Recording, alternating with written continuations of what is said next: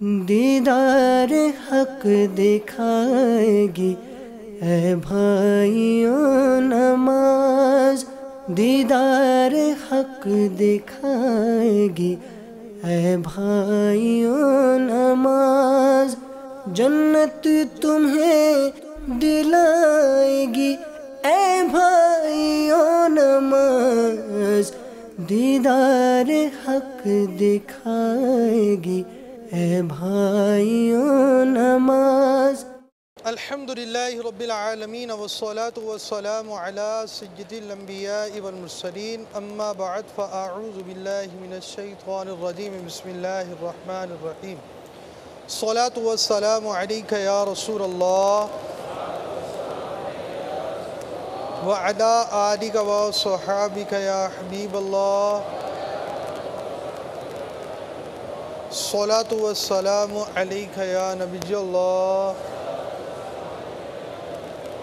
وعلی آلک وصحابک یا نور اللہ، نویت سنت الاعتکاف۔ فرمان مصطفیٰ صلی اللہ تعالی علیہ وآلہ وسلم، تم مجھ پر درود پڑھو، اللہ تعالی تم پر رحمت نازل فرمائے گا۔ صلو علی الحبیب صلی اللہ تعالی۔ فرمان مصطفیٰ صلی اللہ تعالی علیہ وآلہ وسلم، نیت المؤمن خیر من عملہ، مومن کی نیت اس کے عمل سے بہتر ہے۔ امیر اہل سنت فرماتے ہیں، نیک و جائز کام بغیر اچھی نیت کے کار ثواب نہیں ہوتا، اور نیک و جائز کام میں جس قدر اچھی نیتیں زیادہ اسی قدر ثواب بھی زیادہ۔ اللہ عز و جل کی رضا پانے اور ثواب کمانے کے لیے اچھی نیتیں کر لیجئے۔ یہ بیان اللہ عز و جل کی رضا کے لیے کروں گا، سنوں گا، علم دین حاصل کروں گا۔ جو مسئلہ بیان کیا جائے اگر صحیح طور پر سمجھ گیا، دوسروں کے آگے بیان کر نیکی کی دعوت پھیلانے کے ثواب کا حقدار بنوں گا۔ جو نہ سمجھ میں آیا، علماء اہل سنت دارالافتاء اہل سنت سے رجوع کروں گا۔ غلطی کی صحیح نشاندہی پہ فوراً ازالہ کر لوں گا۔ آج کے بیان اور اب تک کی نیکیوں پر اللہ عز و جل کی رحمت سے ملنے والا ثواب نیز موجودین اور مدنی چینل کے ناظرین میں سے جو میری ملک کریں، ان کا بھی ثواب بوسیلہ رحمت للعالمین برائے جناب رسالت مآب، انبیاء و مرسلین، خلفاء راشدین، امہات المؤمنین، شہیدان و اسیران کربلا، تمام صحابہ و تابعین و تبع تابعین، ائمہ مجتہدین، خصوصاً ائمہ اربعہ اور ان کے مقلدین، سلاسل اربعہ کے مشائخ و مریدین، مدنی قافلوں کے مسافرین، مدنی انعامات کے عاملات و عاملین، تمام مؤمنات و مؤمنین، مسلمات و مسلمین، خصوصاً سرکار اعلیٰ حضرت اور امیر اہل سنت، آمین بجاہ النبی الامین صلی اللہ تعالی علیہ وآلہ وسلم۔ بیان کا سلسلہ ہے، مکمل بیان بالثواب ہو پائے یہ ضروری نہیں، بھول کرتا پائیں تو فوراً میری اصلاح فرمائیں۔ صلو علی الحبیب صلی اللہ تعالی علی محمد۔ واجبات نماز، سجدہ سہو کے مدنی پھولوں کا سلسلہ جاری تھا۔ اب ہم ان سجدہ صحف کے مدنی پھولوں کی طرف جانے کی آج کوشش کریں گے جو مکروہات تحریمی کے ساتھ مل جائیں گے۔ نہایت اہم مسئلہ، کثیر اسلامی بھائی ناواقفیت کی بنا پر اپنی نماز ضائع کر بیٹھتے ہیں، لہذا یہ مسئلہ خوب توجہ سے سنیے۔ مدنی چینل کے ناظرین بھی توجہ فرمائیں، حاضرین بھی توجہ فرمائیں۔ مسبوق یعنی جو ایک یا کئی رکعتیں فوت ہونے کے بعد شامل ہوا۔ یہاں یاد رکھیں، مقتدی چار طرح کے ہوتے ہیں۔ ایک کو کہتے ہیں مدرک، یعنی وہ جسے پوری رکعتیں ملی اور آخر تک امام کے ساتھ رہا۔ ایک ہے لاحق، یہ وہ ہے کہ اس کو امام کے ساتھ پہلے رکعتیں تو مل گئیں مگر پھر بیچ پہ سو گیا، یا کوئی ایسا معاملہ لاحق ہوا کہ یہ امام سے پیچھے رہ گیا۔ ساتھ شامل تو ہوا تھا، پہلی رکعت میں ساتھ آ گیا تھا مگر پھر یہ پیچھے رہ گیا۔ تیسرا مسبوق جس کی ایک یا زیادہ رکعتیں رہ جائیں. چوتھا لاحق مسبوق ہے کہ ایک تو اس کی کچھ رکعتیں رہ گئیں اور جتنی رکعتوں میں امام کے ساتھ تھا اس میں بھی سو گیا یا کوئی مسئلہ ہو گیا وہ بھی پیچھے رہ گیا. تو آج مسبوق کا مسئلہ بیان کیا جا رہا ہے، ایسا مقتدی جس کی ایک یا زیادہ رکعتیں رہ جائیں. مسبوق کس کو کہتے ہیں؟ کس کو کہتے ہیں؟ جس کی ایک یا زیادہ رکعتیں رہ جائیں. جس کی ایک یا زیادہ رکعتیں رہ جائیں اس کا سلام پھیرنا امام کے ساتھ جائز نہیں. اگر قصداً جان بوجھ کر پھیرا تو نماز جاتی رہی، ٹوٹ گئی. امام کے ساتھ سلام پھیرنا جائز نہیں، جان بوجھ کے پھیرے گا نماز ٹوٹ جائے گی. بھول کر پھیلا امام کے ساتھ بلا وقفہ، یعنی بالکل امام کے ساتھ سلام پھیر دیا. اب ایسی صورت میں غلطی سے امام کے ساتھ اس نے سلام پھیرا ہے بالکل ساتھ ساتھ، تو اب ایسی صورت میں فوراً یہ واپس آئے گا، اس میں حرج نہیں. اعلیٰ حضرت فرماتے ہیں یہ نادر صورت ہے، ایسا بہت کم ہوتا ہے. اور اگر بھول کر سلام امام کے کچھ بھی بعد پھیرا تو کھڑا ہو جائے، اپنی نماز پوری کر کر سجدہ سہو کرے. ساتھ ایک تو جان بوجھ کر پھیرے گا، جس کی رکعت رہ گئی اس نے جان بوجھ کر امام کے ساتھ سلام پھیرا تو نماز نہیں ہوگی. غلطی سے پھیرا اور بالکل امام کے ساتھ پھیر دیا، جیسے امام نے پھیرا اس نے پھیر دیا، تو اب ایسی صورت کے اندر نماز میں کوئی حرج نہیں آئے گا. غلطی سے پھیرا، امام کے سلام پھیرنے کے بعد پھیرا جیسا کہ اکثر ہوتا ہے، تو اب سجدہ سہو واجب ہوگا. اس کا عملی طریقہ پہلے گزر چکا. اسی طرح رکعتیں جن کی رہ جائیں ان کو کیا کرنا چاہیے، اس کا عملی طریقہ بھی گزر چکا ہے.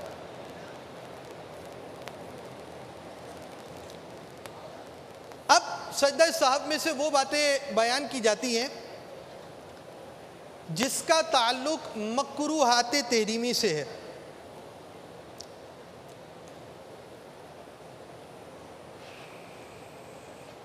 جان بوجھ کر واجب ترک کیا تو سجدہ سہو کافی نہیں بلکہ نماز دوبارہ لوٹانا واجب ہے. مکروہ تحریمی ہو جائے گی نماز. مکروہ تحریمی کے لیے لکھ لیجئے، مکروہ تحریمی دو طرح کے. نماز کے اندر مکروہ تحریمی جان بوجھ کر واجب چھوڑنا مکروہ تحریمی ہے. جو مکروہ تحریمی کرے گا گناہگار ہے، مستحق کے عذاب نار ہے. اب نماز کے اعتبار سے اس کی تقسیم دو طرح کی ہے. نماز ہی کے یہ مکروہ تحریمی ہے، مگر اس کے احکام میں دو طرح کے مکروہ تحریمی ہوتے ہیں. پہلی بات یہ کہ جو بھی مکروہ تحریمی جس نے کیا ناجائز ہے، گناہگار ہے، جہنم کا حقدار ہے، ایک بات. دوسری بات یہ کہ واجب جس نے جان بوجھ کر چھوڑا مکروہ تحریمی ہے، نماز دوبارہ پڑھنی پڑے گی. اب جو دو طرح کے مکروہ تحریمی وہ کون سے ہیں؟ ایک مکروہ تحریمی یہ ہے جس کا تعلق نماز سے ہے، نماز میں کسی اور چیز سے تعلق نہیں ہے، نماز سے ڈائریکٹ اس کا تعلق ہے. ایک مکروہ تحریمی یہ ہے کہ اس کا ڈائریکٹ تعلق نماز سے نہیں ہے. نماز میں قرأت کیا ہے؟ کیا ہے؟ کیا ہے؟ فرض ہے. قرأت سے اس کا تعلق ہے، وہ واجبات قرأت سے ہے. تو اب اس نے قرأت، نماز کا تعلق قرأت سے اور اس واجب کا تعلق قرأت سے، تو ڈائریکٹ نماز کا واجب نہیں ہوا بلکہ وہ قرآن مجید پڑھنے کا واجب ہوا. اب یہ واجب چھوڑا یا مکروہ تحریمی اس معاملے میں کیا تو بندہ گناہگار ضرور ہے جان بوجھ کر کرنے والا، مگر نماز کو دوبارہ لوٹانے کا حکم نہیں دیا جائے گا. دوبارہ سمجھ لیں، مکروہ تحریمی دو طرح کے. ایک نماز کا مکروہ تحریمی، جو عام طور پہ مکروہ تحریمی ہوتے ہیں وہ بعض مکروہ تحریمی نماز کے ہوتے ہیں اور بعض نماز کے انڈائریکٹ مکروہ تحریمی ہوتے ہیں۔ قرآن مجید فرقان حمید کی قراءت کا تعلق نماز سے ہے اور بعض چیزیں قراءت کے واجبات سے ہیں۔ اب قراءت کا واجب چھوڑ کر مکروہ تحریمی کیا تو گناہگار ضرور ہے، مگر نماز دوبارہ ادا کرنے کا حکم نہیں دیا جائے گا۔ اب اس کو سن لیجئے، کوئی ایسا واجب ترک ہوا جو واجبات نماز سے نہیں بلکہ اس کا وجوب امر خارج سے، کسی اور خارجی معاملے سے، کسی اور بات سے، تو سجدہ سہو واجب نہیں۔ مثلا خلاف ترتیب قرآن پاک پڑھنا ترک واجب ہے کہ یہ قراءت کے واجبات سے ہے، مگر اس کا تعلق واجبات نماز سے نہیں، واجبات نماز سے نہیں بلکہ واجبات تلاوت سے ہے، لہٰذا سجدہ سہو نہیں، البتہ اس سے توبہ کرے۔ میرے آقا اعلیٰ حضرت فتاوی رضویہ جلد 7ویں صفحہ 357 357 البم نمبر 7 میں ارشاد فرماتے ہیں، قرآن کی ترتیب الٹنے سے نماز کا اعادہ کہتے ہیں ریپیٹ کرنے کو، اعادہ کہتے ہیں دہرانے کو، ترتیب کو، سیکوینس کو، پہلے جو قرآن شریف کی آیت ہے وہ پہلے رہے گی، جو بعد میں وہ بعد وہ، اس سیکوینس کو، اس ترتیب کو جس نے الٹا کیا، جو بعد میں آیت ہے اس سے پہلے پڑھا، جو پہلے آیت ہے اس سے بعد میں پڑھا، اس طرح ترتیب کو، سیکوینس کو بدلنے سے نماز کا اعادہ، نماز کو دہرانا، نماز کو ریپیٹ کرنا واجب نہیں، نہ سجدہ سہو آئے، نہ اس سے نماز دہرائی جائے گی اگر ایسا کام کیا، اور نہ ہی سجدہ سہو کیا جائے گا۔ ہاں یہ فعل ناجائز ہے، اگر قصداً کرے گناہگار ورنہ نہیں، یعنی اگر جان بوجھ کے یہ کیا تو گناہگار ہے ورنہ نہیں ہے۔ اور دوسرے قسم کے جتنے مکروہات تحریمی اس کے لیے اعلیٰ حضرت فتاوی رضویہ اسی جلد صفحہ 358 358 پہ فرماتے ہیں، واجب الاعادہ اور مکروہ تحریمی ایک چیز ہے۔ صلو علی الحبیب صلی اللہ تعالی علی محمد۔ اب ہم مکروہات تحریمی کی طرف جا رہے ہیں، جس کے بارے میں آپ نے سن لیا کہ جو کرے گا گناہگار ہے، اور اگر نماز سے ڈائریکٹ ان کا تعلق ہے تو نماز دوبارہ بھی پڑھی جائے گی۔ داڑھی، بدن یا لباس کے ساتھ کھیلنا، آئیے آپ کو اس کا عملی طریقہ دکھاتے ہیں، دکھائیے۔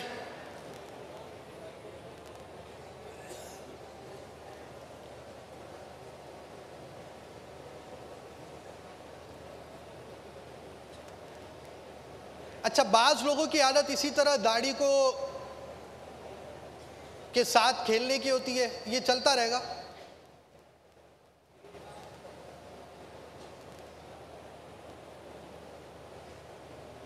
اور اس کھیل میں بعض اوقات ایسا ہوتا ہے کہ ہاتھ ہی جسم سے جدا ہو رہا ہوتا ہے اور وہ دوبارہ آ رہا ہوتا ہے، اور اب ایسی صورت میں 3 مرتبہ جب ہاتھ پورا ہی ایک شخص نے جدا کر لیا تو وہ کھیل نہیں رہا، بلکہ کھیلنے کے ساتھ ساتھ ایسا شخص نماز بھی اپنی ضائع کر بیٹھتا ہے عمل کثیر کی وجہ سے۔ کپڑا سمیٹنا، جیسا کہ آج کل بعض لوگ سجدے میں جاتے وقت پاجامہ وغیرہ آگے یا پیچھے سے اٹھاتے ہیں، اگر کپڑا بدن سے چپک جائے تو ایک ہاتھ سے چھڑانے میں حرج نہیں۔ کس طرح سمیٹتے ہیں یہ دیکھتے ہیں۔ یہ ہمارے اسلامی بھائی نماز پڑھ رہے ہیں، انہوں نے رکوع کیا، اب یہ اٹھے، اب یہ سجدے میں جائیں گے تو سجدے میں جانے سے پہلے ایک تعداد پاجامہ، یہ انہوں نے پاجامہ بھی کھینچا، آپ نے جس کو دیکھا ہوگا، یہ پاجامہ وغیرہ، کرتوں وغیرہ کو اس طرح یہ سمیٹتے ہیں۔ اس میں مسئلہ یہ ہے کہ آج کل لوگ سجدے میں جاتے وقت پاجامہ وغیرہ آگے یا پیچھے سے اٹھا لیتے ہیں، یہ مکروہ تحریمی ہے۔ صدل کے متعلق سن لیجئے، صدل یعنی کپڑا لٹکانا، مثلا سر یا کندھے پر اس طرح سے چادر یا رومال وغیرہ ڈالنا کہ دونوں کنارے لٹکے ہوں۔ ہاں اگر ایک کنارہ دوسرے کندھے پر ڈال دیا اور دوسرا لٹک رہا ہے تو حرج نہیں۔ آج کل بعض لوگ ایک کندھے پر اس طرح رومال رکھتے ہیں کہ اس کا ایک سرا پیٹ پر لٹکا ہوتا ہے دوسرا پیٹھ پر، اس طرح نماز پڑھنا مکروہ تحریمی ہے۔ اعلیٰ حضرت فرماتے ہیں صدل یعنی پہننے کے کپڑے، صدل سے مراد صدل یعنی پہننے کے کپڑے کو بے پہنے لٹکانا، یہ تعریف بھی آ گئی اس کی، پہننے کے کپڑے کو بے پہنے لٹکانا مکروہ تحریمی اور اس سے نماز واجب الاعادہ۔ یہ 385 فتاوی رضویہ جلد 7۔ اس کی تفصیل آئیے امیر اہل سنت کی زبانی سنتے ہیں۔ دیکھیں نماز میں اگر چادر اس طرح لٹکی ہوئی ہے، دونوں سرے، یعنی کندھے پر چادر اس طرح ڈالی یا سر پر اس طرح ڈالی کہ دونوں سرے اس کے لٹک رہے ہیں، اس طرح یا اس طرح، یہ دونوں صورتیں نماز میں مکروہ تحریمی ہیں۔ اور اگر اس طرح لٹکائی کہ ایک کندھے پر ڈال دیا، ایک سرا پیٹھ کے پیچھے لٹک رہا ہے، ایک سرا پیٹ پہ لٹک رہا ہے، یہ بھی مکروہ تحریمی ہے نماز میں۔ تو کراہت سے بچنے کی صورت یہ ہے کہ چادر اگر ڈالنا ہی ہے کندھے پر تو اس طرح ہو،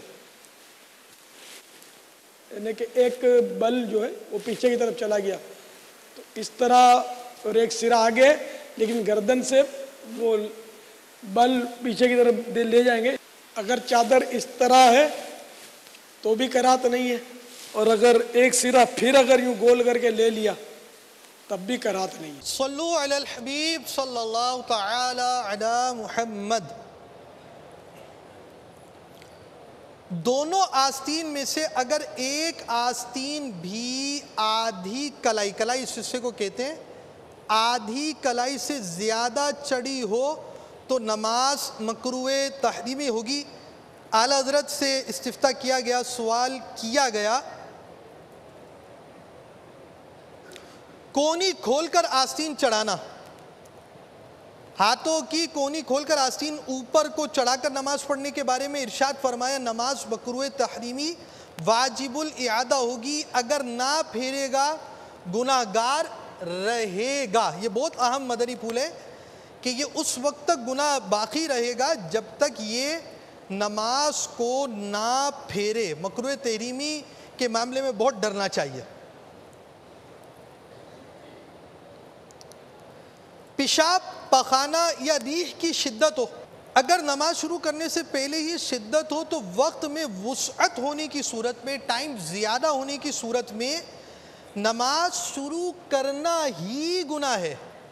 ہاں اگر ایسا ہے کہ فراغت اور وضو کے بعد نماز کا وقت ختم ہو جائے گا، مثلا فجر کا وقت ہے، 6 بجے طلوع ہے، آپ اٹھیں 5:50 پر، وضو کر کر آئے ہیں، 10 منٹ 8 منٹ باقی ہیں، اب آپ ایسا ہے کہ اگر آپ استنجا کریں اب دوبارہ جا کر اور وضو کریں تو 10 منٹ ختم ہو جائیں گے۔ تو اب ایسی صورت میں کیا حکم ہے؟ نماز پڑھ لے۔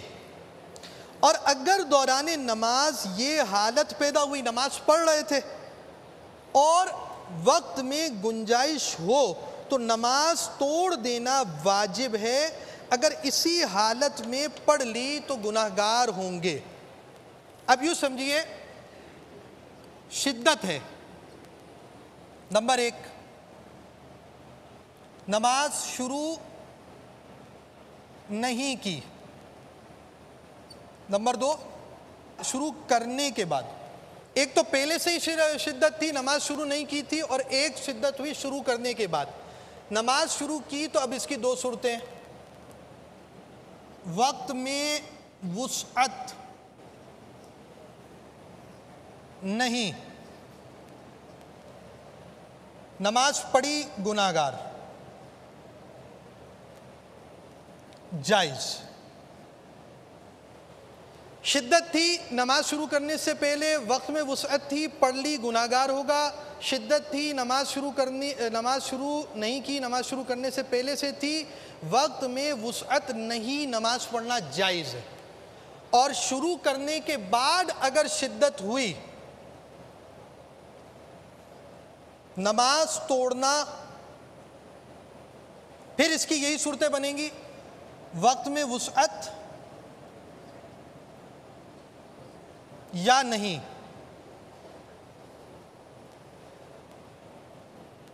وقت میں وسعت ہے، نماز توڑنا واجب،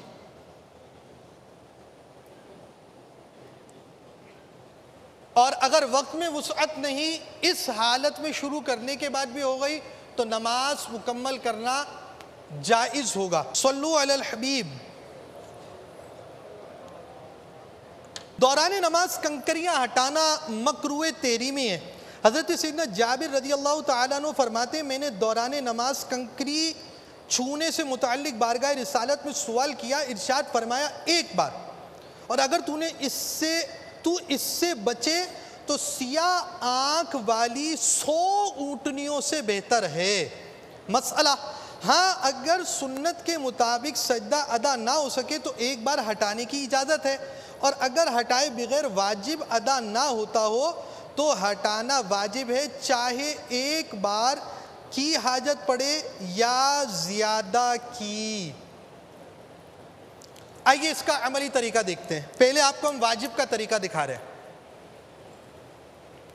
یہ کنکریاں پڑی ہوئی ہیں، اب یہ اسلام بھائی سجدے میں جا رہے ہیں، ناک کی ہڈی اور پیشانی ان کی جم نہیں پا رہی، انہوں نے ایک بار ہلایا پھر بھی کامیاب نہیں ہوئے، اب دوبارہ اٹھے اور انہوں نے دوبارہ کنکری ہٹا کر اپنا سجدہ کیا، یہاں تک کہ 2 مرتبہ کرنے میں یہ کامیاب ہوئے، اور واجب کی صورت میں کنکریاں اس طرح 2 مرتبہ ہٹائی جا سکتی ہیں۔ اب ہم آپ کو سنت کے مطابق اگر سجدہ نہ ہو رہا ہو تو ایک بار ہٹانے کی صورتیں دکھا رہے ہیں۔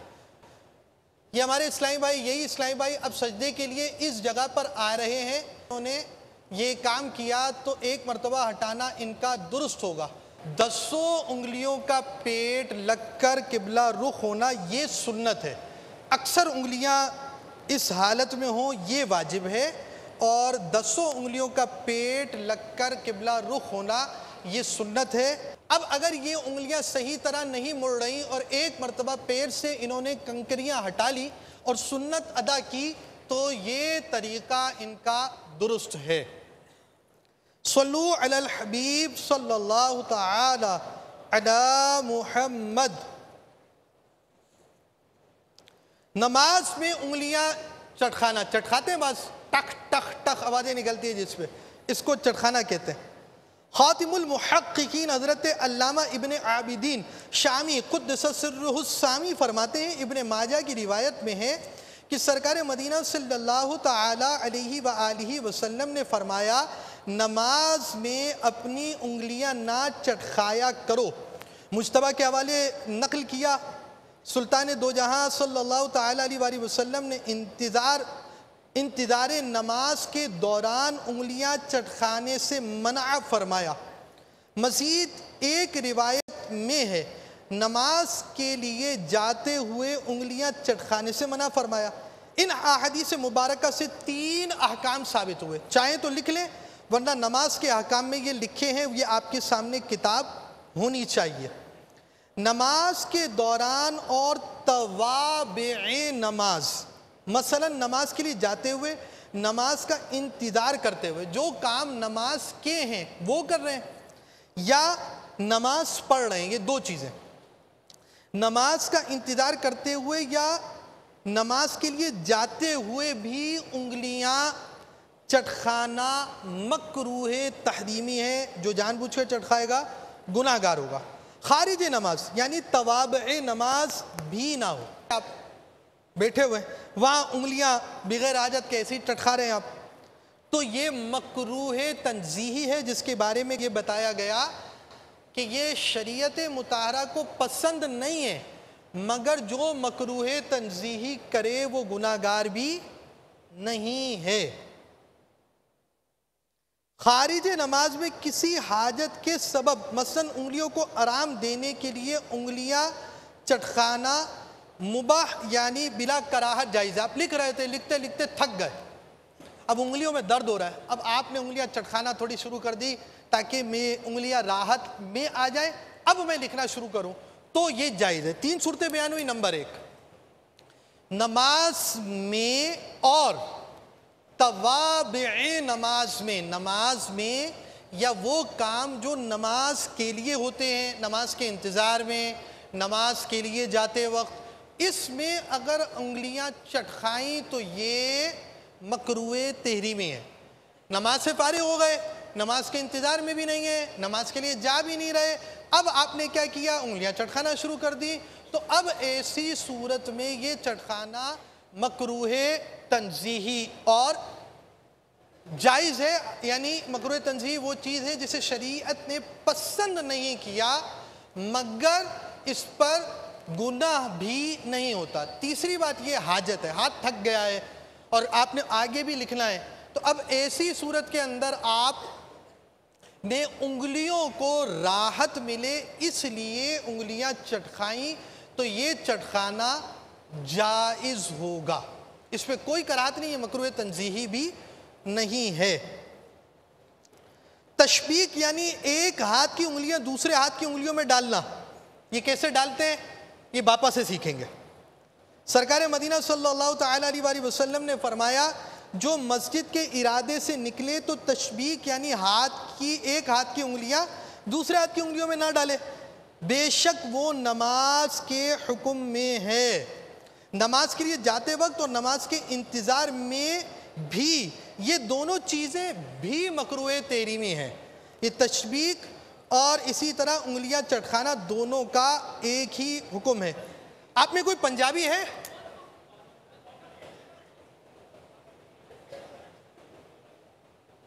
کون کون پنجاب والا ہے؟ آئیے پنجابی زبان میں باپا کو گلدستہ سنتے ہیں۔ حضور ارشاد فرماؤ کہ نماز کے دوران ایک ہاتھ دی انگلیاں دوسرے ہاتھ وچ پانا اس طرح شرعی حکم کیے؟ اینو تشبیک کہندے نے، یعنی ایک ہاتھ دی انگلیاں دوجے ہاتھ وچ داخل کرنا، اینو تشبیک کہندے نے۔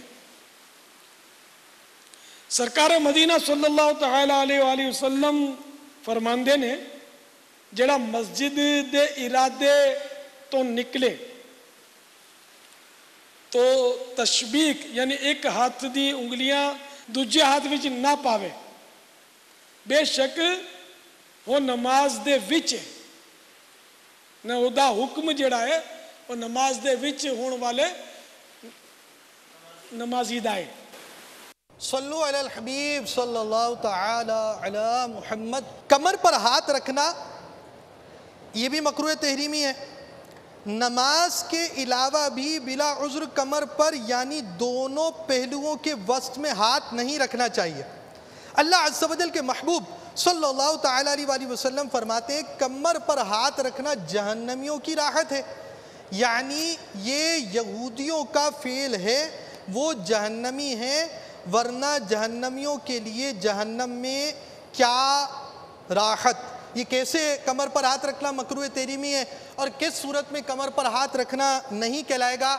آئیے امیر اہل سنت کی زبانی اس کو سنتے اور اس کا عملی طریقہ دیکھتے ہیں۔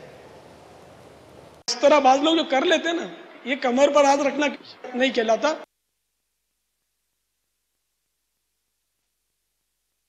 کمر پر ہاتھ رکھنے کی کیفیت ہے کہ یہ کمر پر ہاتھ رکھنا کہلائے گا۔ تو اس طرح نماز میں کمر پر ہاتھ رکھنا مکروہ تحریمی ہے، اور اس کے علاوہ بھی نماز کے علاوہ بھی یہ پسندیدہ فعل نہیں ہے، کیونکہ یہ جہنمیوں کی راحت اس کو حدیث شریف میں کہا گیا۔ اگر اس نے منہ پھیرا، پورا منہ پھیرا یا تھوڑا پھیرا، اب دیکھا تو یہ مکروہ تحریمی ہے۔ دوسری صورت، منہ پھیرے بغیر صرف آنکھیں ادھر ادھر بے ضرورت دیکھنا،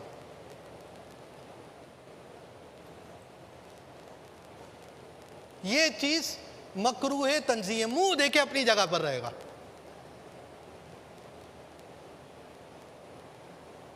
یہ مکروہ تنزیہ ہے۔ ہاں کسی غرض صحیح کی وجہ سے کوئی بچو تو نہیں آ رہا، سانپ تو نہیں آ رہا، بچہ گر تو نہیں رہا، کوئی کنویں میں تو نہیں جا رہا، سامنے کنواں ہے، اندھا تو نہیں ہے یہ کنویں میں گر جائے گا، اب ضرورت سے دیکھا تو اس میں کوئی حرج نہیں۔ سرکار مدینہ سلطان باقرینہ قرار قلب و سینہ فیض گنجینہ صلی اللہ تعالیٰ علیہ وآلہ وسلم فرماتے ہیں جو بندہ نماز میں ہے اللہ عز و جل کی رحمت خاصہ اس کی طرف متوجہ ہے، جب تک ادھر ادھر نہ دیکھے، جب اس نے اپنا منہ پھیرا اس کی رحمت بھی پھر جاتی ہے۔ مرد کا سجدے میں کلائی بچھانا، یہ پوری کلائی جو زمین پہ رکھی جائے اسے کلائی بچھانا کہتے ہیں۔ صلو علی الحبیب۔ دیدار حق دکھائے گی اے بھائیوں نماز، دیدار حق دکھائے گی اے بھائیوں نماز، جنت تمہیں دلائے گی اے بھائیوں نماز، دیدار حق دکھائے گی اے بھائیوں نماز۔